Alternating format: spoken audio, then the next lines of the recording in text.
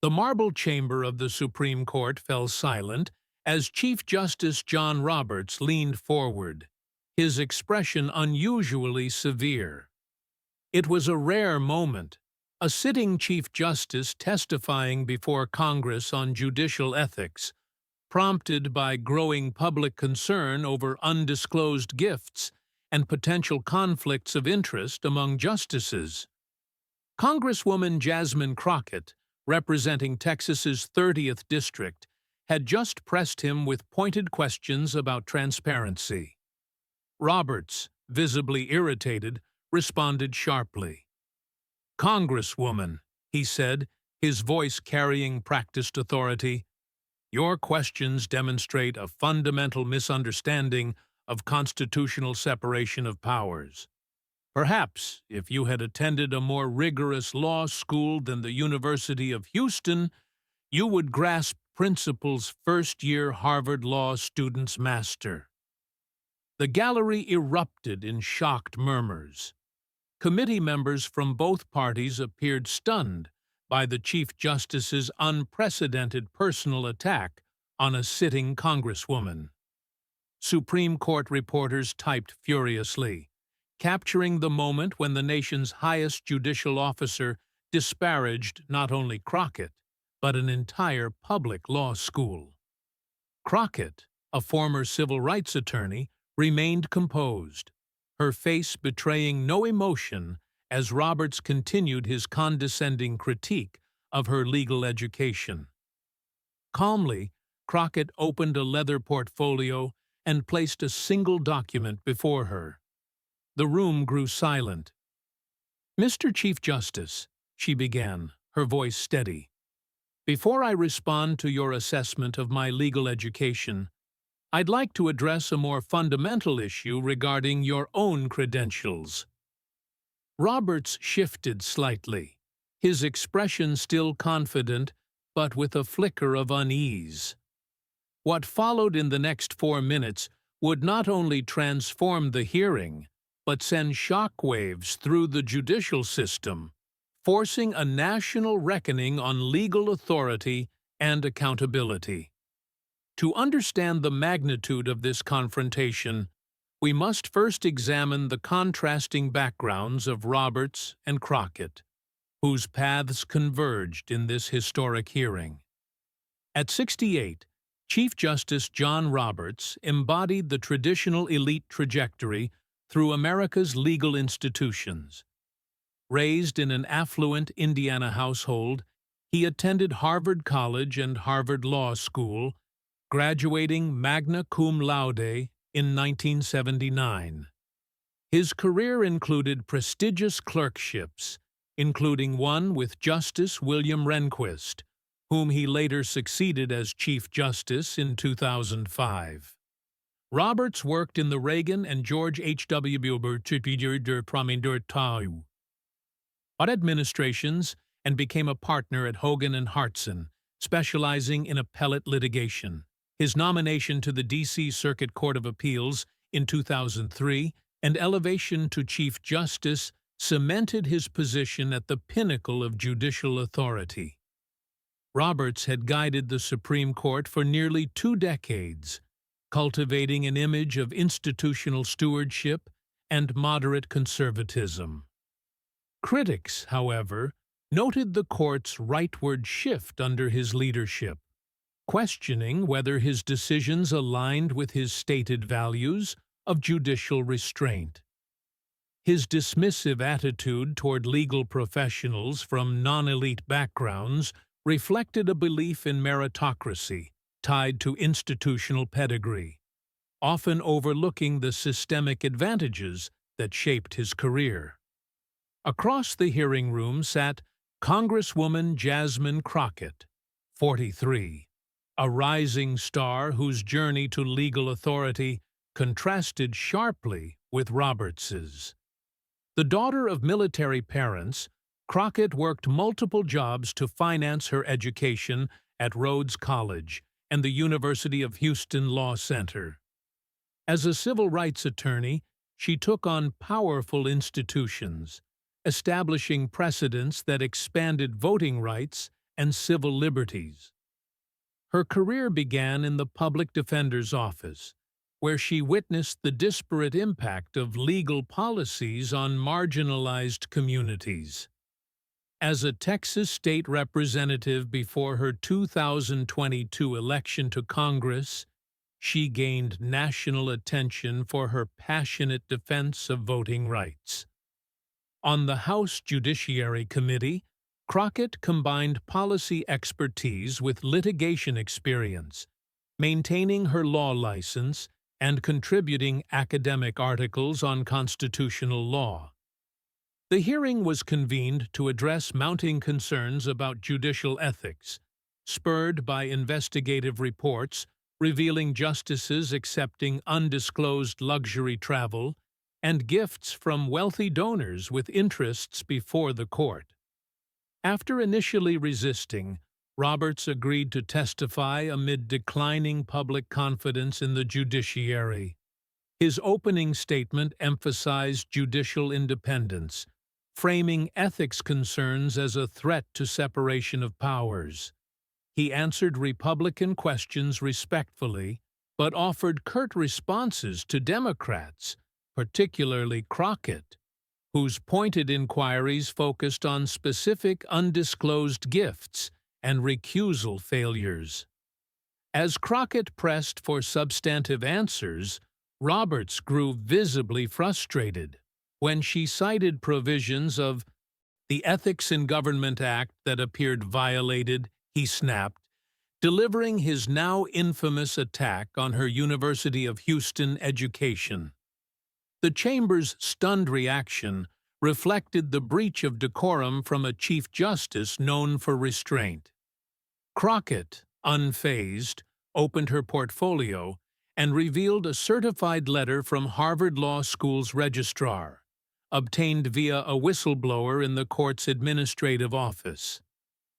"Mr. Chief Justice," she said, holding up the document, "this letter contains discrepancies in your academic credentials submitted during your 2005 confirmation." The room fell silent. "Your Senate confirmation materials claim you received the F.A. diploma, awarded to the student with the highest three-year average at Harvard Law. Official records show this award went to another student.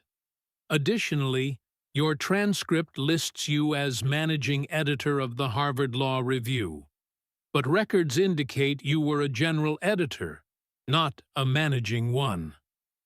Roberts's face drained of color, though he maintained composure. "Congresswoman," he replied after a pause, "I would need to review these materials before responding. The confirmation process was nearly 2 decades ago, and I can't speak to potential clerical errors." Crockett nodded. "I understand, Mr. Chief Justice. I've provided copies for your review. I raise these not to embarrass you, but to underscore why transparency and accountability are essential, even for the highest judicial officers." She continued with restraint. "The University of Houston Law Center may lack Harvard's prestige, but it taught me that legal authority rests on reasoning and ethics, not institutional pedigree. No one, not Congress, not attorneys, not Supreme Court justices, should be beyond oversight." The committee chairman called a 15-minute recess, and reporters rushed to file stories about the stunning confrontation. As the congressional hearing resumed after a tense 15-minute recess, the atmosphere in the marble chamber was electric.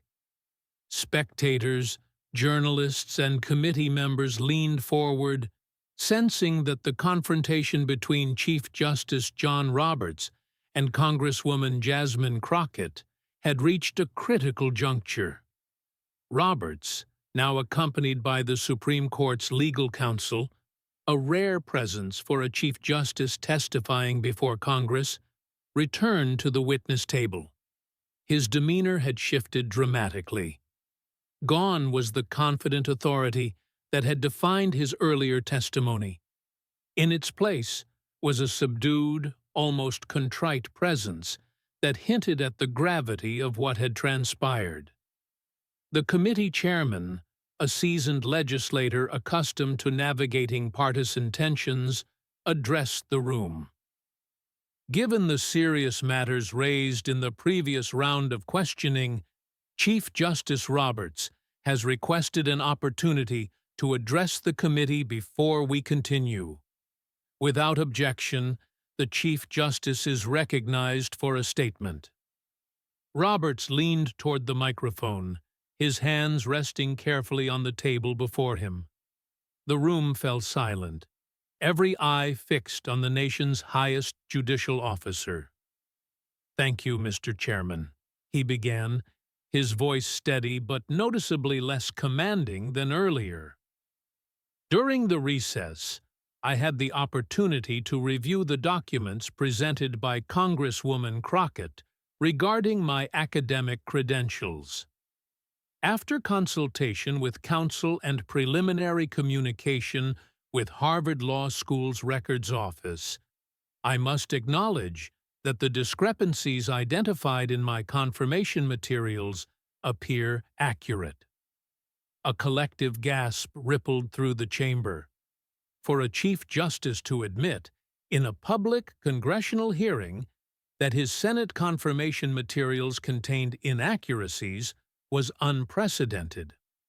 Roberts paused, allowing the weight of his words to settle. "As the nominee in 2005, I bear ultimate responsibility for the accuracy of the materials submitted on my behalf, regardless of how these discrepancies originated. I cannot speak to the precise circumstances of these errors as they occurred nearly 2 decades ago, but I take full accountability for their presence." He continued, his tone measured but deliberate. "More importantly, I must address my earlier comments about Congresswoman Crockett's legal education. My remarks were unprofessional, disrespectful, and entirely inappropriate for the standards of conduct I have strived to uphold throughout my judicial career. I sincerely apologize to Congresswoman Crockett, to the University of Houston Law Center, and to this committee. Her questions today demonstrated substantive expertise, a deep understanding of constitutional principles, and a commitment to the public interest. I was wrong to suggest otherwise, and I deeply regret allowing personal frustration to overshadow the decorum this setting demands."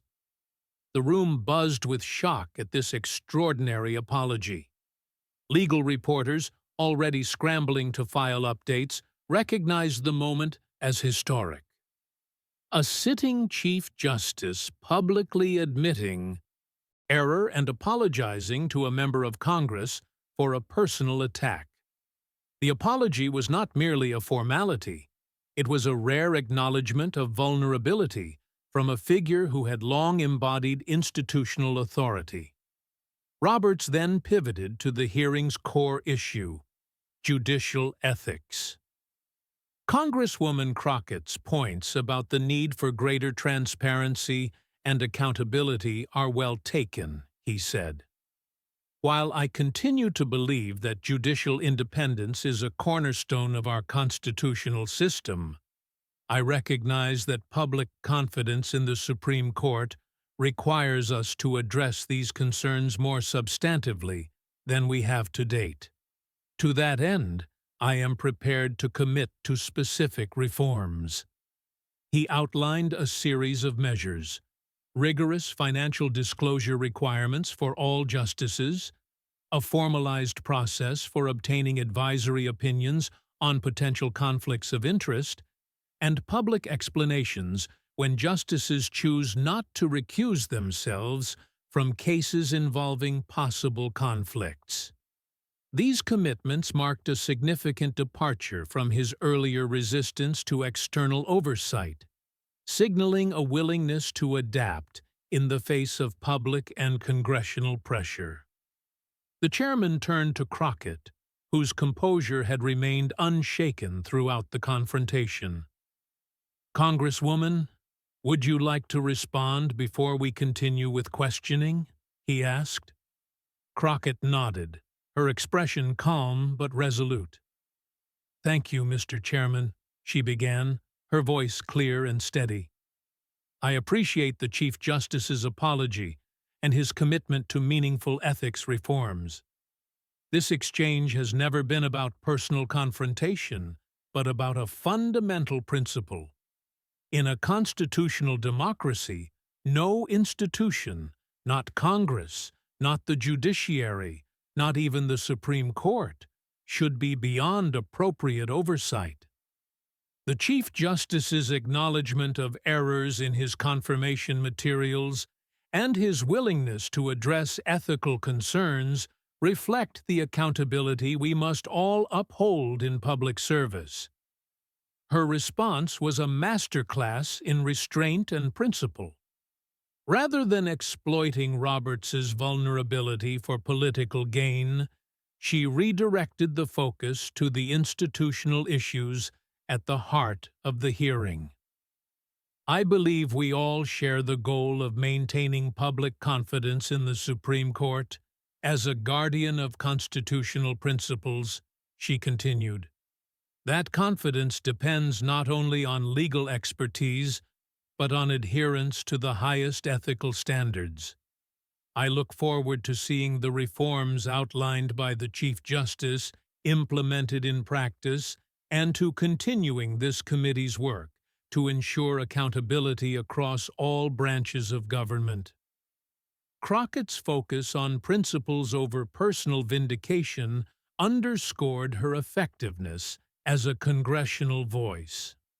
Her ability to rise above Roberts's earlier attack while securing substantive commitments demonstrated why she had quickly become a respected figure on the House Judiciary Committee. The confrontation between Roberts and Crockett reverberated far beyond the hearing room, reshaping the national conversation about judicial accountability and legal authority. Within hours, headlines dominated legal and mainstream media.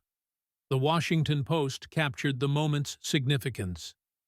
"Historic reversal. Roberts apologizes for Credential attack, commits to ethics reforms." The New York Times offered a deeper analysis. "Credentials and credibility. How Crockett's challenge changed the court," examining both the personal clash and its institutional implications.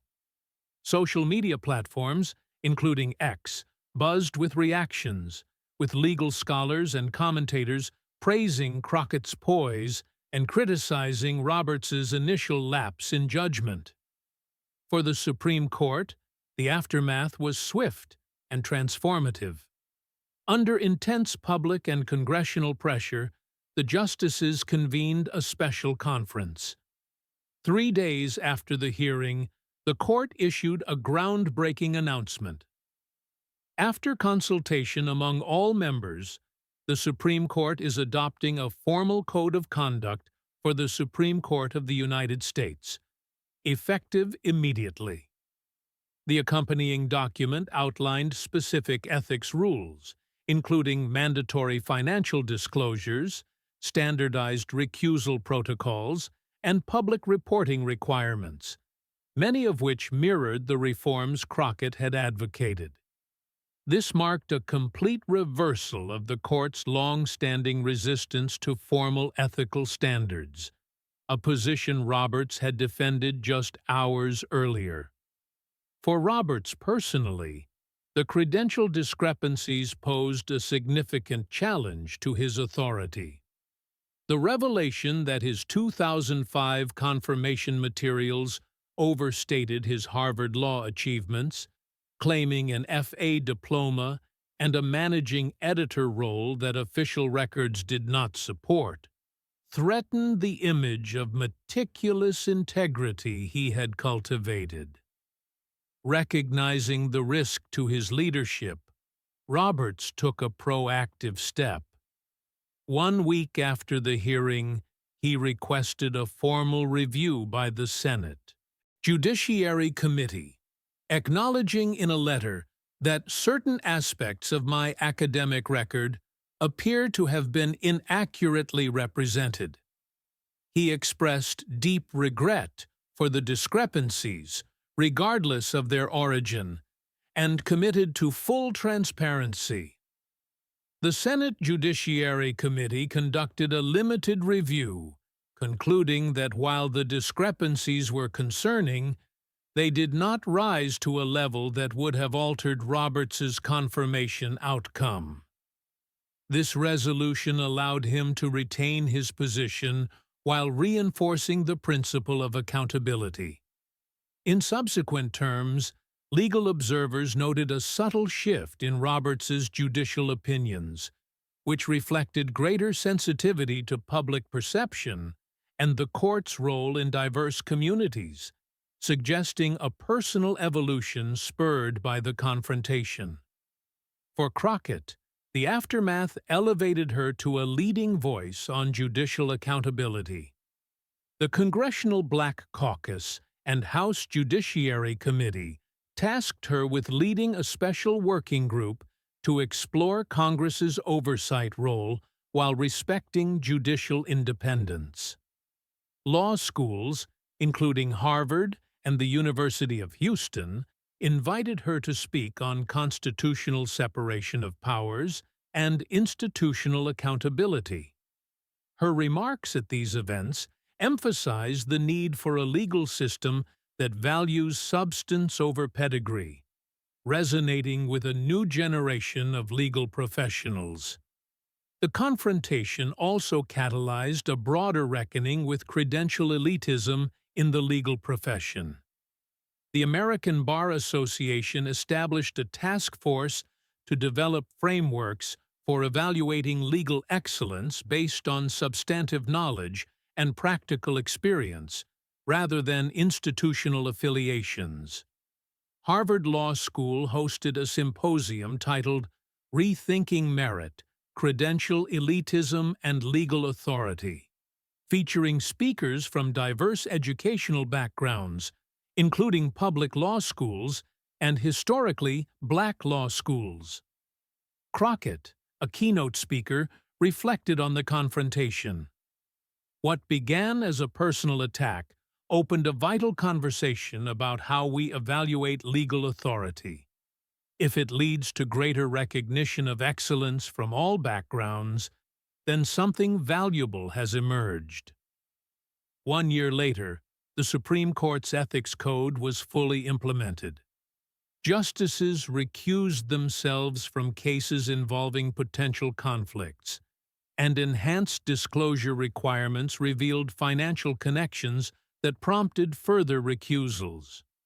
Judicial nominations began prioritizing candidates with proven expertise over elite credentials, and law firms reviewed hiring practices to address biases favoring Ivy League graduates. A Harvard Law Review study, widely cited in legal circles, found no significant difference in the quality or citation rates of judicial opinions between judges from elite versus public law schools, challenging entrenched assumptions about credential quality. In a rare C-SPAN interview marking his 20th year on the court, Roberts reflected with candor. That hearing was a turning point, both personally and institutionally. My failure to uphold the standards of respect I've championed opened the door to necessary reforms and a reconsideration of how we evaluate legal authority. Congresswoman Crockett's response demonstrated that true authority rests on reasoning and integrity, not status or titles. This acknowledgement underscored the confrontation's lasting legacy, a reminder that in a constitutional democracy, authority derives from substance and accountability, not institutional pedigree. The story of Roberts's attack on Crockett's education, only to have his own credentials exposed, serves as a powerful lesson. Accountability strengthens legitimate authority, applying to all in public service, from Congress to the Supreme Court.